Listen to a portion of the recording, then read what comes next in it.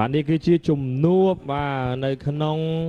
បាទការប្រកួតក៏ដូចជាវីដេអូ highlight ពេញមួយការប្រកួតតែម្ដងបាទកីឡាករល្អប្រចាំការប្រកួតគឺបានទៅលើកីឡាករលេខ24សៅវៃហ្វីបាទ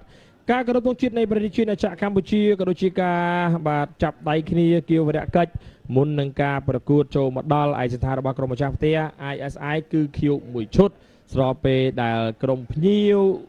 គិរីវងគឺឯកសណ្ឋានអាវពណ៌សមួយឈុតបាទកែបាល់ដំបងចេញពីជើងរបស់គិរីវងសុកសែនជ័យ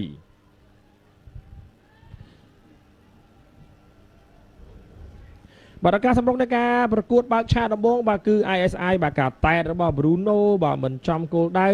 បាទក៏ដូចជាបាទការតែតសាយថ្មីម្ដងទៀតរបស់ Bruno នៅតែមិនបានសម្រេចស្របពេលដែលគិរីវងក៏មានឱកាសសុទ្ធទាត់ស្ដាំពី Victor Azike ប៉ុន្តែមិនអាចសម្រេចគ្រាប់បាល់បានហើយក៏មានការទាត់ពី Limbo Laken មិនចំគោលដៅដែលជាឱកាសដ៏ល្អប៉ុន្តែយ៉ាងណាក៏ដោយបាទរីលៀបភេងអាចជួយឲ្យគិរីវងទទួលបាន3ពិន្ទុតាមរយៈការទាត់បាល់បញ្ចូលទីបានយ៉ាងល្អបាទនៅក្នុងនាទីទី37ធ្វើឲ្យកីឡាដ្ឋានរបស់ ISI បំបែកភាពស្ងប់ស្ងាត់ការទាត់របស់រីលៀបភេង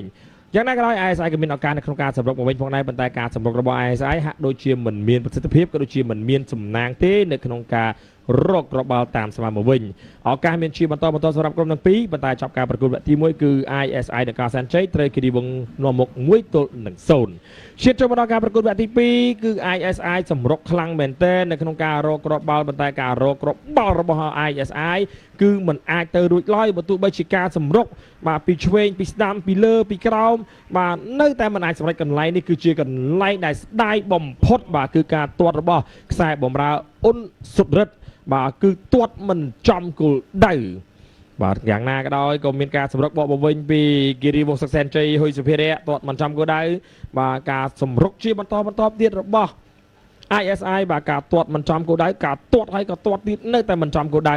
បាទឱកាសដែលមានចំគោលដៅហើយប៉ុន្តែបាទអ្នកចំទីសង្គ្រោះបាល់បានស៊ូសវណ្ណនេះថ្ងៃនេះសង្គ្រោះបាល់បានច្រើនពីការសម្រុករបស់គិរីវងបាទសម្រាប់ការជួយគិរីវងបាទកន្លែងនេះគឺជាកន្លែងដែលទាត់បាល់ប៉ះជាមួយនឹងរបាទីជាចន្ទរាទាត់ល្អមែនទែនប៉ុន្តែរបាទីជួយបានទៀតបាទរួមជាមួយនឹងការតែរបស់ហៅសុកណេតមិនចំគោលដៅបាទដែលជាការសម្រុកបាទហើយចុងម៉ោង Victor Azike ក៏មានឱកាសទាត់មួយដែរតែមិនបានសម្រេចដូច្នេះចប់ការប្រកួតជាផ្លូវការគឺគិរីវងសុកសែនជ័យបានយកឈ្នះទៅលើ ISI ដែលការសែនជ័យដែលលទ្ធផល